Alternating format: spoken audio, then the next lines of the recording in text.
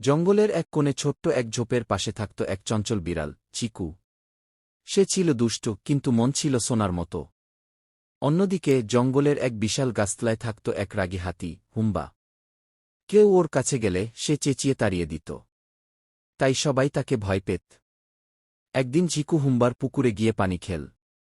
হুম্বা দেখে গর্জে উঠল, কে আমার পুকুরে ঢুকেছে? বের হয়ে যা।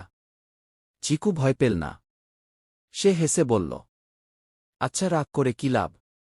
তুমি একা থাকো, পুকুরটা তো বিশাল। আমি তো একটুখানি খেলাম গি।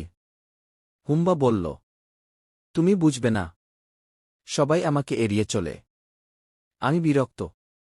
চিকু এবার গাছের ছায়ায় বসল, বলল, তুমি কি জানো, একা থাকলে রাগ বাড়ে, আর বন্ধুত্ব ভাগ করলে আনন্দ বাড়ে গি। হুম্বা একটু থমকাল। কেউ তাকে আগে এত মিষ্টি করে কিছু বলেনি। পরের দিন চিকু আবার এলো, সে একটা পাতা নৌকা বানিয়ে দিল হুম্বাকে। চলো, আমরা নৌকা ভাসাই। হুম্বা অবাক হয়ে বলল, তুমি আমার সাথে খেলতে চাও? চিকু বলল, তুমি এখন আমার বন্ধু। তারপর থেকে হুম্বা আর জিকু প্রতিদিন একসাথে খেলে, স্নান করে, গল্প করে। হুম্বার রাগ কমে যায়, আর সে হাসতে শেখে। জঙ্গলের সবাই অবাক। রাগী হাতি হুম্বা এখন সবচেয়ে আদরের বন্ধু।